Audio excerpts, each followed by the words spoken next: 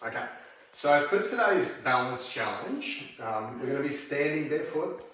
We're going to put the inside, so the sole of your foot, on top of your calf. Okay, so it's just gently going to cover your calf. We're going to have our shoulders pointing straight ahead, our hips pointing straight ahead. As an option, you can do it like this, so with the toes on the floor or out a little bit wider for more balance. But the more advanced version is to have your foot there. Try not to push with the sole of your foot into the leg, but we're just lightly holding it there.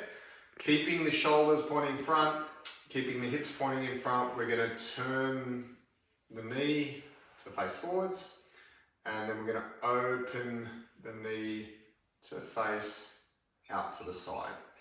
Okay, so we're trying to just move that knee and not move anything else in our body. So we're keeping a little bit of a micro bend in the knee of the leg that we're balancing with. And we're trying not to twist through there at all. We're trying not to move our hips, not to move our shoulders, keeping a nice, good, upright posture as this lower, as our legs sort of hinging open and closed from the hip. Okay, and then we'll switch it. Okay, so same thing, other side. Lightly put the sole of the foot over the calf, and then we're going to close that knee, point the knee to point straight ahead in front of us, and then we're going to open the knee. So again, if you need to hold on to the wall lightly, or a chair or something like that, that's okay. With balance, you've got to really, it takes a lot of repetitions to get better at balance, so you've got to do a lot of reps. And if your balance is very shaky to begin with, you want to just do a little bit more challenging than what you can handle. So in other words, what I mean is we want to, if you just can't do this and you keep having to put your foot down constantly, that's probably a little bit beyond your level. So you may want to hold on to something or put the foot on the floor a little bit wider. And as you can see with me, this is reasonably challenging for me. So I'm sort of wobbling around a little bit, but I'm able to do it without having to put my foot down too often. So that's probably about the right level for me. If this is super easy, you could even close your eyes. Okay. All right, next one we're going to do, we're going to reach the tip of the toe out wide, opposite hand up high and wide, and we're going to go knee to elbow, knee to elbow. Okay, so we reach them long diagonally away, and then we try and touch. If you can't touch, just bring them towards each other, that's fine. And we're maintaining our balance as we're reaching out diagonally, crunching in through the center. Okay, switch it.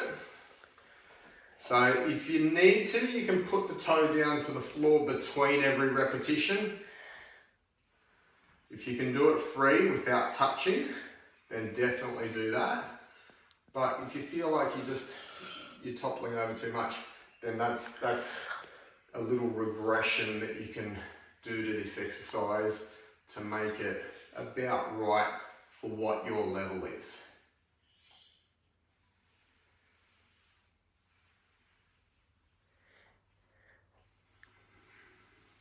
Okay, and then our final exercise that we're going to do, we're going to use a ball. Okay, so if you haven't got a ball, you can use pretty much anything, just like a tea towel or just something. What we're going to be doing with the ball is we're just going to do a little throw to ourselves. Okay, so you can do it with a towel, you can do it with any sort of light object.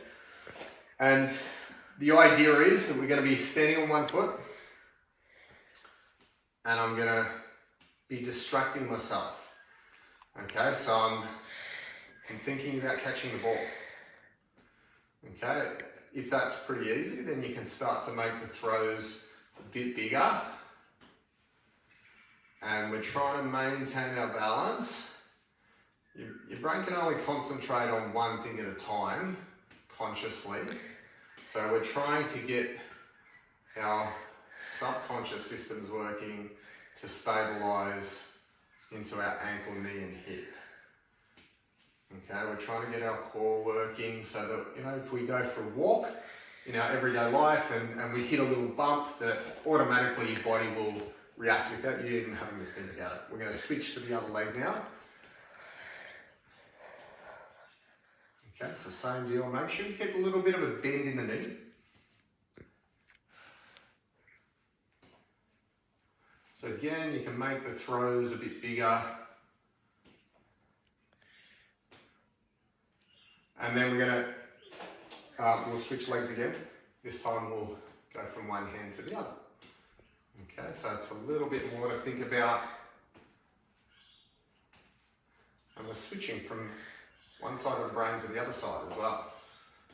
So it's making it even more complex for our nervous system. So really what balance is, it's just riding and tilting reflexes. Often when your balance is not that great, we'll switch legs, what happens is your body will feel like it's falling one way, it'll overcorrect, but it'll go too far the other way, and then it has to go back the opposite way. And as you get better balance, that fine motor control will, you know, the reactions won't be as big, they'll get smaller and smaller so that you can keep a nice, smooth, balanced position. And essentially what we're doing is we're training our nervous system to do that. So the neural firing from our brain to our muscles. And when we start to do things like throwing the ball and having to think about other things, it just means that our nervous system has to work harder. So it's going to develop that balance even better. All right, I hope you guys enjoyed today's stretch routine, balance routine. We'll see you guys tomorrow.